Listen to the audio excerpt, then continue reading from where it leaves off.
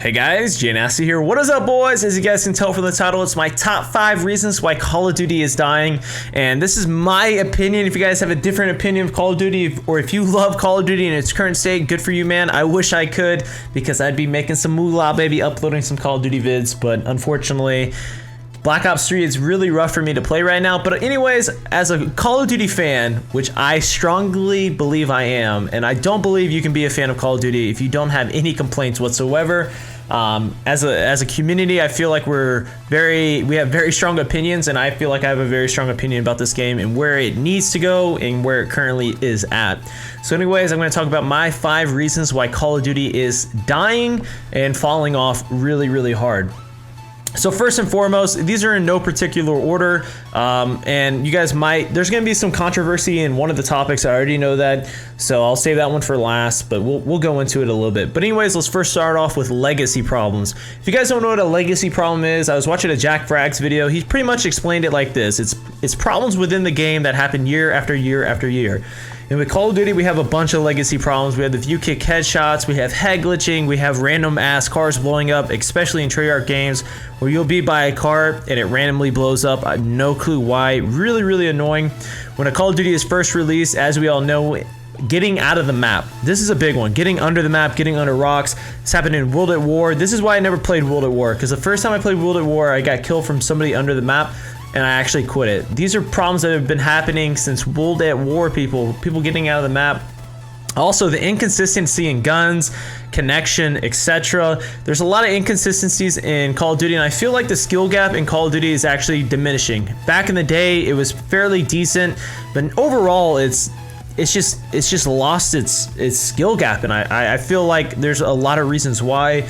The spawns are no longer predictable. We have shit flying around, the connection's awful, and these are just legacy problems. These are problems within the game that have been happening for years and years. As we all know, inconsistency spawns, stuff like that, head glitching, view kick headshots. They added high caliber this year, which I have no clue why you would add high caliber, and I actually talked to one of the devs.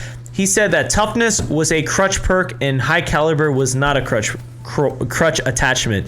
Let that sink in. The developer said that toughness in Black Ops 2 was a crutch perk.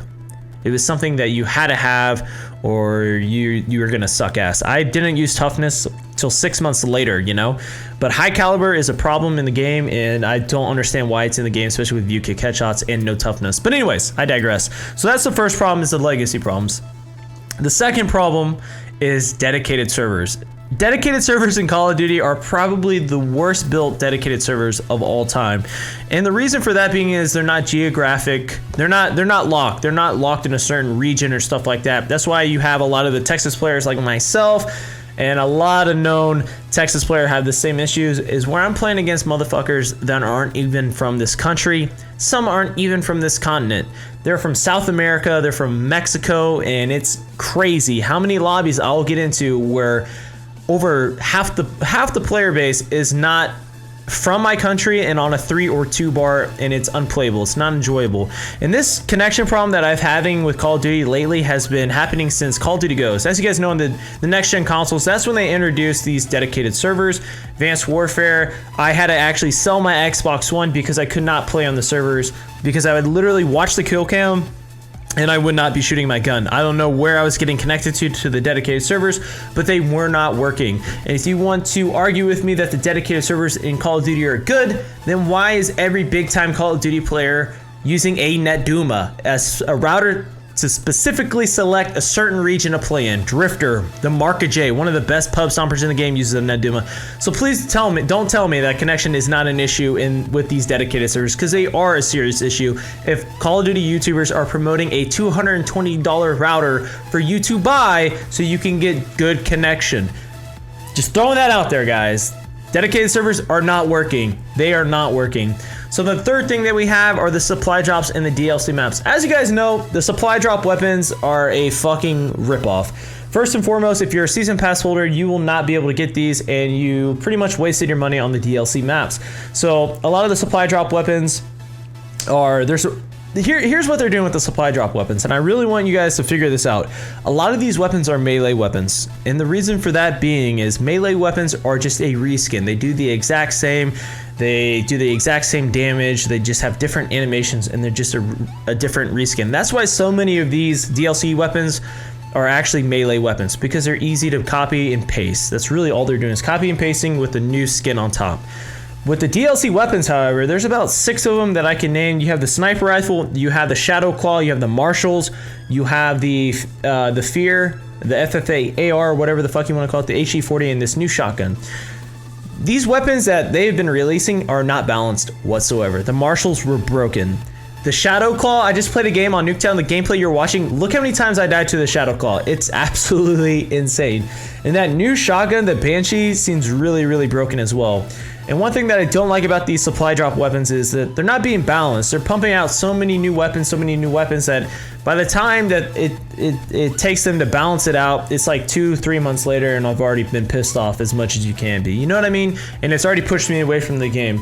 So with these DLC weapons, they're not really balancing them out before they come out. And that's really, really annoying. If you guys played the beta, they balanced the entire game out in fucking 8 days. They made they weakened SMG, every SMG. They nerfed every SMG out in the first like month of release. And now they haven't buffed anything. They just now nerfing the marshals, and the whole weapon balance in this game is really fucked up, and the supply drop weapons do not help. Also with the DLC maps, what they're doing is they're remaking old maps that you love, and they're trying to promote it as that map that you're going to be playing on. If you look at Nuketown this year in Black Ops 3 compared to Nuketown and Black Ops 2, it does not play the same way at all. It's not even close. If you look at Hijack remake, they made a Hijack remake. Now they're making a Raid remake. So what they're doing is they're having these old maps that we love, that we know are really good maps, and they're throwing them in the DLC instead of the core game itself, which it would make more sense if Raid was one of the best maps in Black Ops 2. How many people would be mad if they put Raid in Black Ops 3 and it wasn't a DLC map, it was an ordinary map? Everybody would love that, you know? Like, why are you making all the best maps, the maps that we love, DLC maps, just so we have to go and buy it just to play it? That's ridiculous, man. That's horrible. That's fucking over your loyal customers, your people that have been playing since Black Ops 2, since Black Ops 1, and you want to fuck us over with some DLC bullshit. There's not enough players to have all these DLC maps, by the way. Finding a match with the DLC weapons, with the DLC maps on, is actually really, really hard. So that was 3 problems right there. We got the Legacy, the Dedicated, and the Supply Drop / DLC maps. Now the 4th issue is exosuits. Exosuits are destroying Call of Duty. For me especially, they're just destroying the skill gap that comes with Call of Duty. Not only are the exosuits making the spawns worse, not only are they decreasing the flow of the game, even though we're moving faster, the flow of Call of Duty is actually slowing down. Also, we don't have choke points anymore, or they're not as many choke points on the map. Now, what I mean by a choke point is, if you guys ever played Raid, you know, and they're coming out of the middle, right? That's a small, tight hole that they have to come through, and there's a lot of kills to be made in that little area. With Black Ops 3, Advanced Warfare, and Infinite Warfare, which is going to be coming out later this year, is that these choke points are slowly diminishing, and there's only certain choke points on the map. And it's just not fun to deal with when you go and you're trying to rush, and 3 guys are coming from 3 different directions. One guy can come from the ground, one guy can come from the wall, and then one guy can come from above the wall. You know what I mean? He can be jumping off that wall, exosuit even higher. It's ridiculous. It's stupid, and it's just not fun. As a person that's been playing COD since the original Xbox Online, I can promise you that exosuits are not a good idea. Especially in COD, where there's so many nooks, crannies, head glitching, and stuff like that. It's just not good. If you look at all, like Destiny, for example, they have the exo movement. They have jumping in the air, going really high. But if you look at the maps, they're simplified maps. They're very simple. You're very easy to see the enemy. But with Call of Duty, it's very hard to see the enemy. There's a lot of head glitching and stuff like that. Overcomplicated maps. So the exosuits are just adding more fuel to the fire. These maps are overcomplicated as is, and with the addition of exosuits, it just makes the skill gap decrease immensely. Now, my last one that I want to talk about, the last problem, is competitive Call of Duty. Now, I have no problem with competitive Call of Duty as is. Them playing the game at a competitive level, I'm totally fine with that. But once these guys start basing the game around less than 1% of the population, I have a problem. look at domination. We have halves now. We have halves. We don't even have a full fucking match of domination like we used to in Modern Warfare 3, Black Ops 1, Modern Warfare 2. I love that. I don't like the half bullshit. I don't like giving up an advantage mid-game. That's absolutely ridiculous. Also, if you guys didn't know, the pro perks got removed for, you guessed it, competitive gaming. The pro perks are very, very good in Call of Duty. They're probably one of the best things to ever come to Call of Duty. We had more variation. We had 14. If you want to do like the 10 perk system or whatever, the 10 pick system, we would actually have 14 picks.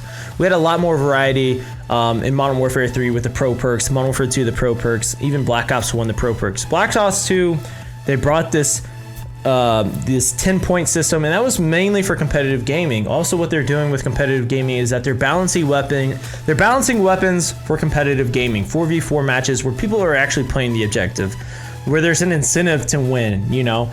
And they balance the Vesper, they balance the VMP, they're balancing all these SMGs, buffing all these other guns, buffing the shotguns, and none of these guns that you are seeing in competitive play or all the main guns that you're seeing in competitive play that are doing really well, they're absolutely blasting. And what this does in the public scene is the Vesper. Vesper was one of my favorite fucking guns. It was one of the best guns to get up close and personal to the enemy and absolutely demolish them. You couldn't use it from medium range, you couldn't use it from long range, and I honestly could not pick a person off a head glitch with it.